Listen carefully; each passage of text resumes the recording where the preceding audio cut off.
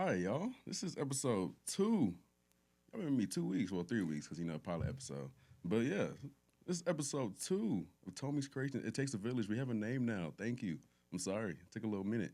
But yeah, I have another special guest, Toby Ebozue, man. Some of y'all know him as Ebozue. He has his own, sitcom. It's nice. Y'all try to tap into that. But I kind of want to get into the background, and I'm going to let him introduce himself. So, I'm going to shift gears, let him do that. What's up, y'all? I'm Toby Ebozue. I'll say mainly people know me as like organizing inside the community, being a creative, creating a sitcom. So yeah, I mean that's pretty much about me. I would say Tommy, reached out and said like, hey, like I got this new podcast, The Village, and I was like, it takes a village, and I was like, yeah, I'm there, and I would say, man, this setup is really nice, bro.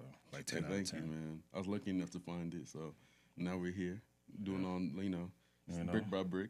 And now, and now here we are. We're on video and camera. We're live and direct. I mean, is this my camera shot right here? Mm-hmm. Look right there, and then it's So we're on video and camera. We're live and direct. I mean, we're on the Takes the Village. It Takes a Village podcast, and when my homie told me, we're gonna get right to it. We're gonna talk about community. We're gonna talk about being a creative, X, Y, and Z. So yes, sir. Let's go with it. Speaking of community, you've been building a community for a long time now, right? Whether it's been directly or indirectly.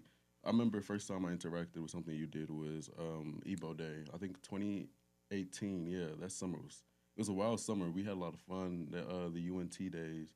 You were promoting some things. I was like, all right, bet I'm gonna show out, and I had a great time. From then, how did you get into it, and like how have you continued to go into it? So how I continued, man, I would say Ebo Day, cause it's funny. Like at one point, Ebo Day was like the place to be. Like that was like the Met Gala for like African teens. You know what I mean? So,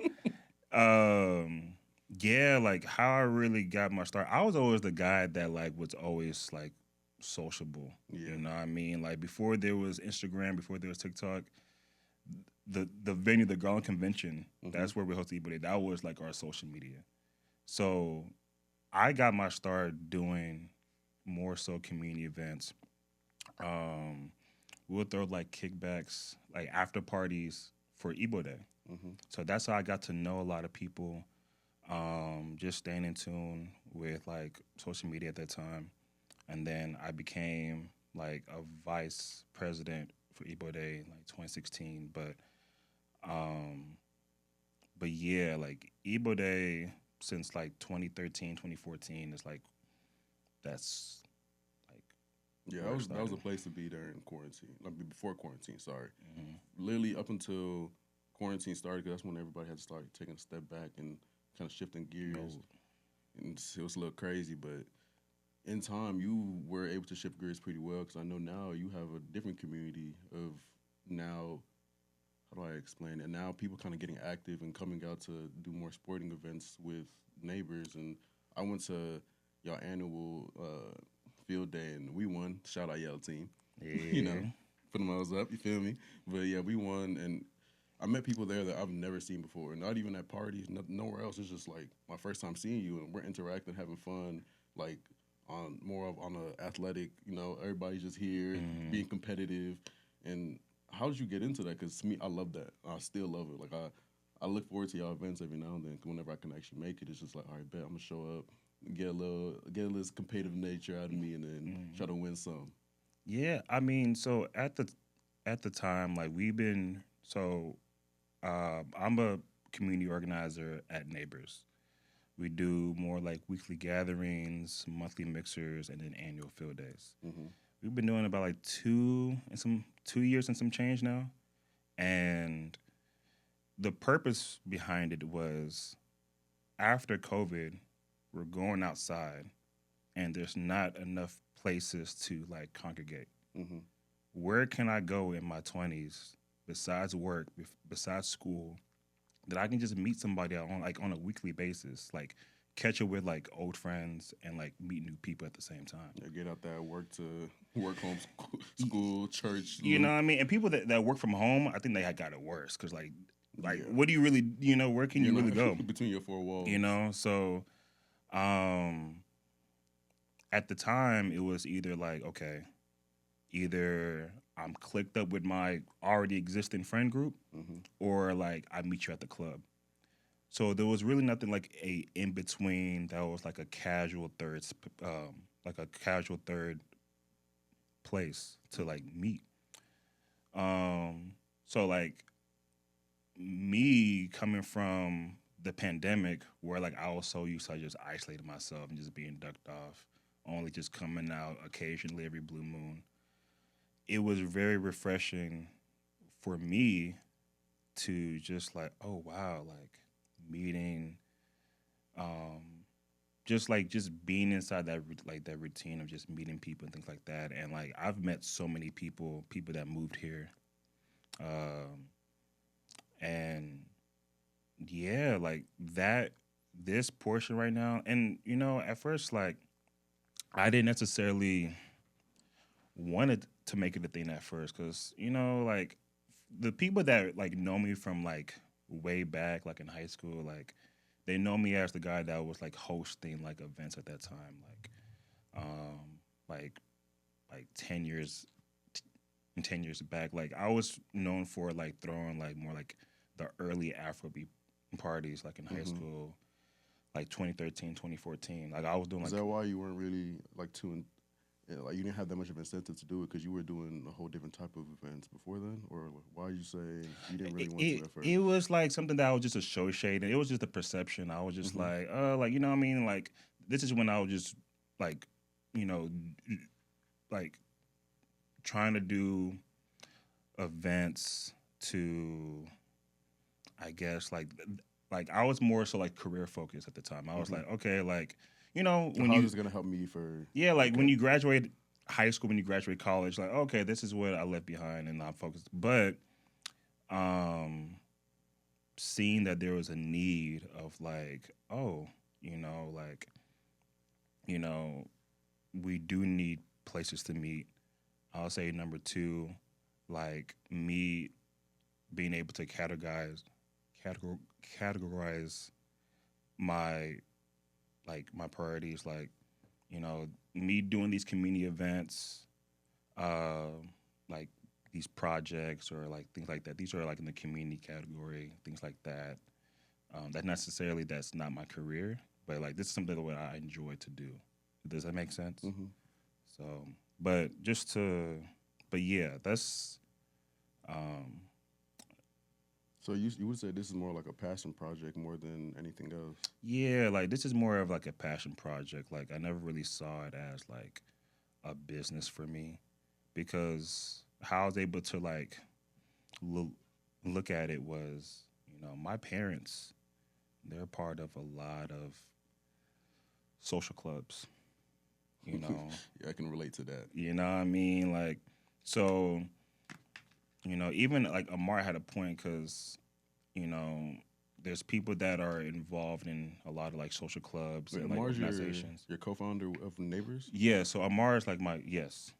So, yeah, because you did say we earlier. I didn't touch back on that. My fault.